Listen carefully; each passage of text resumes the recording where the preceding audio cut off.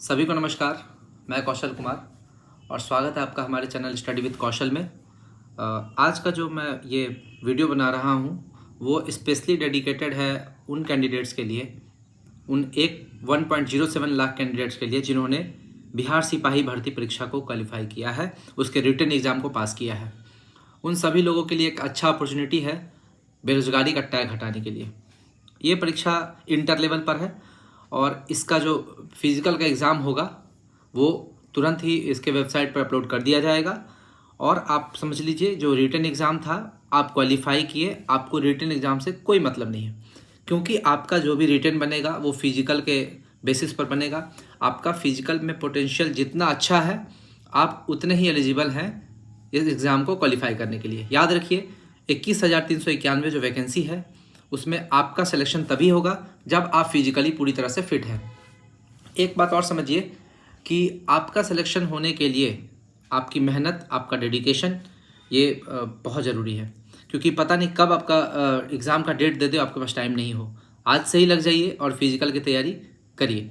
या तो आप कोई एकेडमी ज्वाइन कर लीजिए, ठीक है। और अगर आप एकेडमी ज्वाइन नहीं करते, आप कहीं गाँव में रहते हैं, तो आप उस समय ये भी कर सकते हैं कि गांव में आप जो कच्ची सड़क होती है उस पर आप प्रैक्टिस कर सकते हैं, ठीक है। और मैं इस वीडियो का 2 पार्ट आएगा, क्योंकि इससे पहले जब मैंने दरोगा की तैयारी की थी तो मैं बहुत मेहनत किया था। मेरा वज़न 81 किलो था और मैं 81 किलो से अपना वज़न घटा के 68 किलो किया था, यानी कि 13 किलो वज़न मैंने कम किया था। कितने दिन में? 1 महीना 10 दिन में, क्योंकि ज़्यादा टाइम दिया नहीं था। 2213 दरोगा में मेरा सिलेक्शन हुआ था। तो इतना वजन कम होने के बाद ऑटोमेटिकली आपका रनिंग इम्प्रूव होता है। जब पहले दिन मैं दौड़ा था तो मेरा टाइम लगा था 9.5 मिनट, उतना वजन 81 किलो के साथ। और जब मैंने सिलेक्शन लिया तो मैं 5 मिनट 45 सेकंड में मैंने क्वालिफाई किया था 1600 मीटर, क्योंकि हम लोग में 6.5 मिनट था, उतना नहीं है। लेकिन आप लोग में मार्क्स है रनिंग का, शॉर्ट पुट का और हाई जंप का, ठीक है। आप सिर्फ क्वालिफाई करेंगे तो इसमें पास मेरिट में आप आउट हो जाएंगे। सिर्फ क्वालिफाई नहीं करना है, अच्छा नंबर लाना है ताकि कट ऑफ को क्रॉस कर सके। तो इसी पर ये हमारा वीडियो है। और कुछ लोगों के क्वेश्चन थे, वो मैं क्वेश्चन आपको देख के बता रहा हूँ कि वो डाउट थे, क्योंकि मेरे एक दोस्त है, वो हज़ारीबाग में उसका छोटा भाई जो है लाइब्रेरी में रहता था। उसके लाइब्रेरी से 120 स्टूडेंट ने सिलेक्शन लिया है। 120 स्टूडेंट, समझ सकते हैं। तो उन्होंने कहा कि एक वीडियो बना दो मेरा भाई वगैरह। और मेरे खुद चचेरे भाई का इसमें सिलेक्शन हुआ है। 2 चचेरे भाई, एक पिछले बार सिपाही में भर्ती हो चुके हैं और एक इस बार। तो मैं डेडिकेटेड वीडियो आप ही लोग के लिए बना रहा हूँ कि कैसे प्रिपरेशन करें, मैं कैसे किया था, वो सारा मेरा बना हुआ है चार्ट, है ना। तो उसी चार्ट के बेसिस पे मैं आप लोगों को बताऊँगा। तो क्वेश्चन क्या था कि इसमें सर क्राइटेरिया क्या है? वेट क्या पुरुष का भी नापा जाएगा, महिला का भी, इस टाइप से criteria. Weight, height, chest, running, short put और हाई जंप का क्या क्राइटेरिया है और इसका क्या मार्क्स है, कितना कितना मार्क्स किसमें डिसाइडेड है, ठीक। और पूछा गया है कि गर्भवती महिला अलाउड है कि नहीं, ठीक है। और पूछा गया है कि क्या इसका एग्ज़ाम का डेट बढ़ेगा कि नहीं, ठीक है। अगर किसी का पैर में चोट लग गया, हड्डी टूट गया, तो क्या एग्ज़ाम का डेट बढ़ेगा अगर वो आयोग में एप्लीकेशन देते हैं तो, पार्षद में। और क्वेश्चन है कि इसमें आपका कौन कौन सा डॉक्यूमेंट लेके जाना होगा पीईटी के समय। जब आपका फिजिकल एग्ज़ाम हो जाएगा तो जो बच्चे फिजिकल एग्ज़ाम पास करेंगे वो उनका डॉक्यूमेंट वेरिफिकेशन होगा, तो उस समय कौन कौन सा डॉक्यूमेंट लेके जाना है, ठीक है। और उसके बाद होम गार्ड के लिए क्या है क्राइटेरिया, और क्या आरक्षण में जो ईडब्ल्यूएस के जो महिलाएं हैं ईडब्ल्यूएस अप्लाई कर रही हैं, या जो डोमिसाइल जो जाति आवासीय जाति वाला जो सर्टिफिकेट या एनसीएल जो दे रहे हैं, बीसी ईबीसी वाला, एससी एसटी का जाति, तो वो पिता के नाम पर होगा, मतलब कि किसके नाम पर होगा, पिता के नाम पे कि पति के नाम पे। ये क्वेश्चन में डाउट था, तो मैं ये वीडियो इसमें क्लियर करने जा रहा हूँ सारा चीज़। और जो मेरा दूसरा पार्ट आएगा, पार्ट 2 इस वीडियो का, उसमें मैं अपना रूटीन बताऊंगा कि मैंने क्या किया था। आप अगर इस रूटीन को फॉलो करते हैं तो कन्फर्म है कि आपका सिलेक्शन होगा, ये मेरी गारंटी है, आपका सिलेक्शन कन्फर्म है, क्योंकि मेरा रूटीन ही ऐसा है। आप देखेंगे तो आप खुश हो जाएंगे, ठीक है। आप कोई भी एकेडमी ज्वाइन कर लीजिए, रूटीन उनका यही रहेगा, लेकिन वो घर में आपको क्या करना है वो नहीं बताएंगे, आपको फील्ड में क्या करना है वो बताएंगे। आपको घर में क्या करना है और आपका जो अगला 2 महीना या 1 महीना जब भी आपका एग्जाम होगा, तो अभी से उस 2 महीने में आपका रूटीन क्या होगा, आपको क्या क्या चीज़ खाना है, क्या नहीं खाना है, आपको क्या मतलब कौन सा जूता आपको लेना है, आपको कब उठना है, सोना कब है, आपको कितनी देर सोना है, सारा रूटीन है, क्योंकि आपको क्या खाना है, तेल मसाला कितना खाना है, बाहर का फूड खाना है कि नहीं, चाइनीज़ फूड खाना है कि नहीं, चिकन मटन, सारा चीज़ पे हम लोग डिस्कस करेंगे इस वीडियो में। तो देखिए ये वीडियो लंबा ना हो जाए, इसलिए आप देखिए, वो मैं आपको आगे पार्ट में मैं समझाने जा रहा हूँ। देखिए मैं, तो चलिए हम लोग स्टार्ट करते हैं अपना पहला पार्ट जो समझाना है। ये बिहार पुलिस कांस्टेबल रिक्रूटमेंट के लिए है और इसका एडवर्टाइजमेंट नंबर जो है विज्ञापन संख्या 1/2023 है, जिसमें कुल पद जो है आपका 21,391 है। समझिए ये जो रिटन एग्ज़ाम हुआ था वो सिर्फ और सिर्फ क्वालिफाइंग था, उसमें और जो फिजिकल एग्ज़ाम है उसमें टोटल सीट का 5 गुना कैंडिडेट को लिया है, यानी कि 1.07 लाख कैंडिडेट को अभी तक सेलेक्ट किया है। याद रखिए जो फिजिकल एग्ज़ाम है यही आपका मेरिट डिसाइड करेगा, तो इसलिए सिर्फ आपका क्वालिफाई करने से काम नहीं चलेगा, आपको पोटेंशियल होना चाहिए कि आप फिजिकल एग्ज़ाम में ज़्यादा से ज़्यादा नंबर आप अटेंड कर सकें। चलिए ये चार्ट मैंने बनाया है आपका, ये चार्ट देखिए, आपको जिसको भी स्क्रीनशॉट लेना है वो स्क्रीनशॉट ले सकते हैं। देखिए ये मैंने पुरुष के लिए बनाया है, ये फीमेल के लिए बनाया है, महिलाओं के लिए। यहाँ पर आपका height, chest, running, short put, high jump और वेट, इस सब का क्राइटेरिया लिख दिया है। हाइट का बात करें तो यूआर और बीसी के लिए 165 सेंटीमीटर, ईबीसी के लिए 160 सेंटीमीटर, एससी के लिए 160 सेंटीमीटर, ठीक। और सभी कैटेगरी की महिलाओं के लिए 155 सेंटीमीटर हाइट, ठीक, महिलाओं के लिए 155। चेस्ट सिर्फ पुरुषों का नापा जाता है, महिलाओं का नहीं, तो यहाँ पे महिलाएं नहीं है चेस्ट में आपका यूआर, बीसी और ईबीसी इनका बिना फुलाए 81 सेंटीमीटर मिनिमम होना चाहिए और फुलाने के बाद 86 होना चाहिए। तो यहाँ पे मिनिमम 5 सेंटीमीटर का अंतर होना चाहिए। याद रखिए जो व्यक्ति सिगरेट पिएंगे उनका 5 सेंटीमीटर मुश्किल होता है फुलने में, या बहुत जिनको आदत है सिगरेट पीने का। मेरा ये 8 सेंटीमीटर फुला था एग्ज़ाम में। आपका जितना ज़्यादा फुले उतना अच्छा है, लेकिन 5 का गैप रहना चाहिए। 81 है तो 86, 82 है तो 87, ठीक है। उसी तरह SC ST में मिनिमम 79 होना चाहिए और मैक्सिमम 84 होना चाहिए फुलाने और बिना फुलाने के बाद, ठीक है। मिनिमम 79 बिना फुलाए और 84 फुलाने के बाद, ये मिनिमम होना चाहिए। रनिंग का बात करें तो पुरुषों में 1.6 किलोमीटर 6 मिनट में, महिलाओं में 1 किलोमीटर 5 मिनट में। लेकिन ये सिर्फ क्वालिफाई करने के लिए है। आप सिर्फ 6 मिनट में पास कर जाएंगे तो आप पास नहीं करेंगे, क्योंकि वहाँ पे आपको नंबर भी लाना है अच्छा। तो वो मार्क्स मैं आगे समझाऊंगा कि किसका कितना मार्क्स है आगे। शॉर्ट पुट का बात करें तो ये 16 पाउंड का गोला आपको 16 फीट फेंकना है, ठीक है। और फीमेल्स के लिए 12 पाउंड का गोला 12 फीट तक फेंकना है, ठीक। और हाई जंप की बात करें तो पुरुषों में 4 फीट आपको हाई जंप करना है, हाई जंप का भी आपका मार्क्स है। और महिलाओं में आपको 3 फीट का हाई जंप रखना है, ठीक है। वजन का बात करें तो वजन पुरुषों का नहीं नापा जाता है, महिलाओं का मिनिमम वजन 48 किलो होना चाहिए, ठीक। आगे बढ़ते हैं। थर्ड जेंडर का बात करें तो थर्ड जेंडर जो है, जिसमें किन्नर, कोथी, हिजरा, ट्रांसजेंडर आते हैं, ये आप इनके जो शारीरिक मापदंड है या पीईटी का मापदंड है वो महिला अभ्यर्थी के अनुसार होगा, यानी कि जो भी महिला अभ्यर्थी का है उनके अनुसार होगा। और ये देखिएगा ज़्यादातर ये बीसी की महिला के अनुसार होगा, बीसी कैटेगरी की महिला के अनुसार होगा। दरोगा में यही था। इसमें क्या है वो आप देख लीजिएगा। पीईटी एग्ज़ाम आपका टोटल 100 नंबर का होता है और मार्क्स डिस्ट्रीब्यूशन कैसे किया है इसका आप स्क्रीनशॉट ले सकते हैं। देखिए ये मैंने बनाया है बहुत मेहनत करके, ठीक है। इसका आप स्क्रीनशॉट ले सकते हैं कि मैं इसको बड़ा कर देता हूँ, ठीक है। ये आपका देखिए रनिंग, शॉर्ट पुट और हाई जंप, ठीक। रनिंग में आपका 50 नंबर है मैक्सिमम, और आपका शॉर्ट पुट में आपका मैक्सिमम 25 नंबर है और हाई जंप में आपका 25 नंबर है। तो समझिए कैसे कैसे नंबर दिए गए हैं।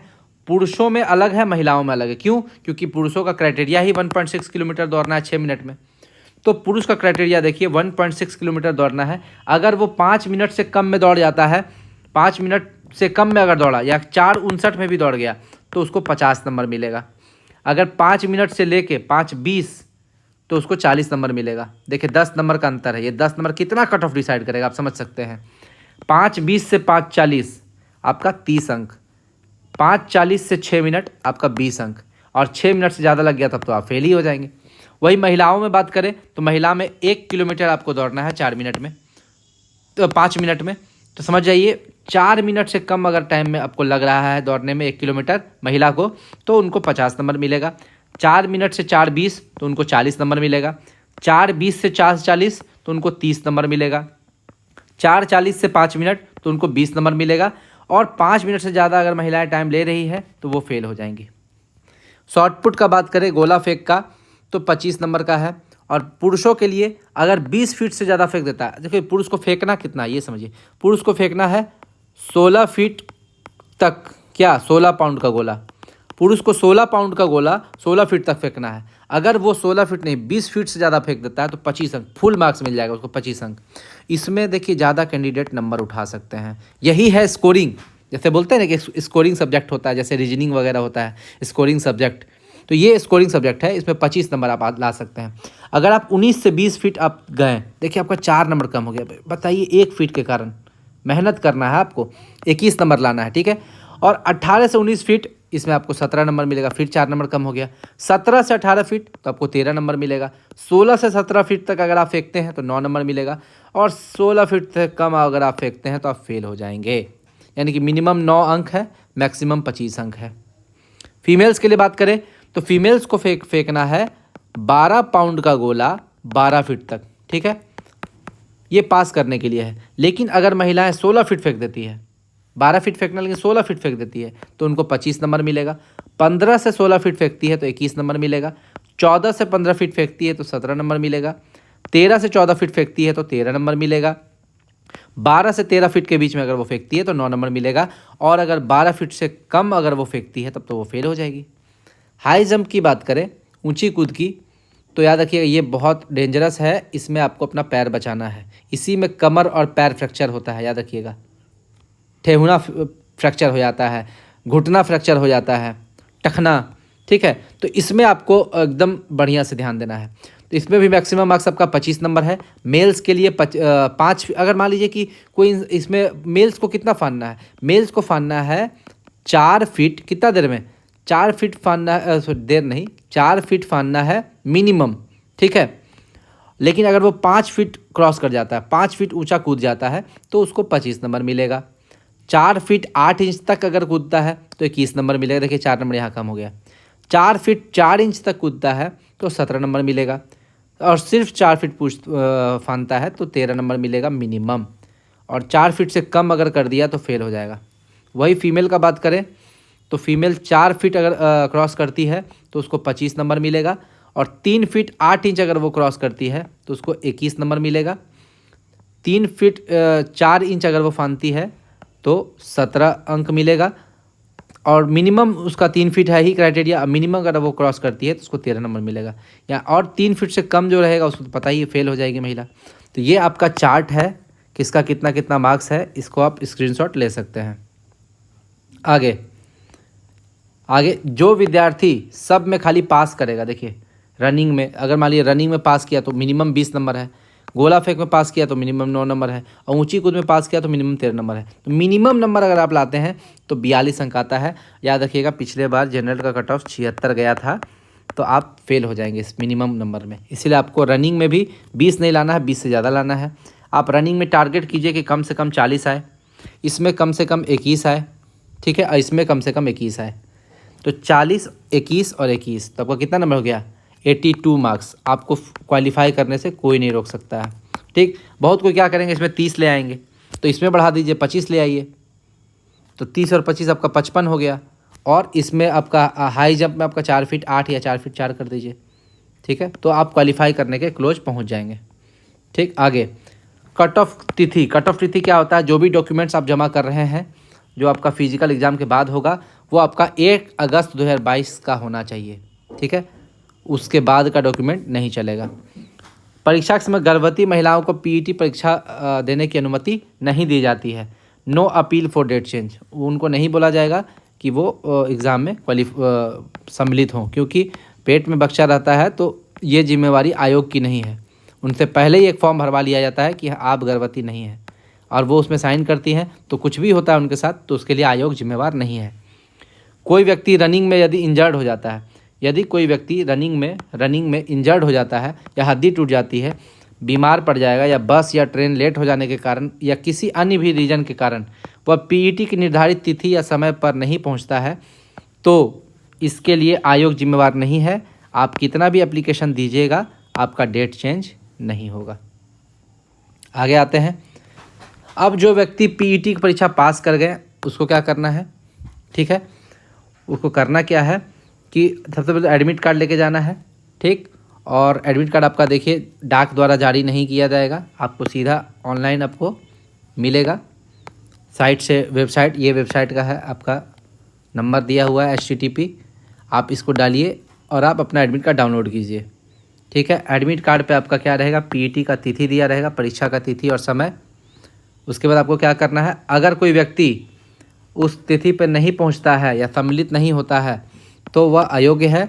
कोई भी अवधि विस्तार, तिथि परिवर्तन का अनुरोध स्वीकार्य नहीं होगा, यहाँ पर आपको साफ लिखा हुआ है, ठीक। आगे ऑनलाइन आवेदन जो आप किए थे उसका एप्लीकेशन फॉर्म भी लेके जाना है, ठीक है। और उसके साथ निम्नलिखित डॉक्यूमेंट आपको लेके जाना है। कौन कौन सा डॉक्यूमेंट लेके जाना है, देखिए, वैध फोटो युक्त पहचान पत्र। फोटो युक्त पहचान पत्र में आपका आधार कार्ड हो जाएगा, ड्राइविंग लाइसेंस हो जाएगा और वोटर ID हो जाएगा। ये तीनों में से कोई भी एक चीज़, जनरली आप आधार कार्ड जरूर लेके जाएं। डेट ऑफ बर्थ, दूसरा डॉक्यूमेंट है आपका डेट ऑफ बर्थ प्रमाण पत्र, यानी कि जिसमें आपका डेट ऑफ बर्थ लिखा रहता है, और वो आपका मैट्रिक का सर्टिफिकेट और मैट्रिक का मार्कशीट ये आपका मांगता है। इंटर का सर्टिफिकेट और इंटर का मार्कशीट भी आपको लेके जाना है, ठीक। ग्रेजुएशन नहीं मांगेगा क्योंकि ये एग्ज़ाम इंटर लेवल का है, इसलिए ग्रेजुएशन का सर्टिफिकेट और डॉक्यूमेंट आपसे नहीं मांगेगा। SC ST के लिए आपको क्या चाहिए, जाति प्रमाण पत्र और स्थायी आवास प्रमाण पत्र। याद रखिएगा, स्थायी आवास प्रमाण पत्र आपसे ज़रूर मांगेगा क्योंकि बिहार में आरक्षण का लाभ सिर्फ उसी को है जो बिहार के मूल निवासी हैं। BC EBC के लिए जाति प्रमाण पत्र और स्थायी आवास प्रमाण पत्र, स्थायी तो मांगेगा ही, ठीक है। और एक NCL certificate, non creamy layer, ठीक है। जिनका सैलरी 8 लाख से कम होता है वो नॉन क्रीमी लेयर में आते हैं, और जिनका 8 लाख से ज़्यादा हो जाता है वो क्रीमी लेयर में चले जाते हैं।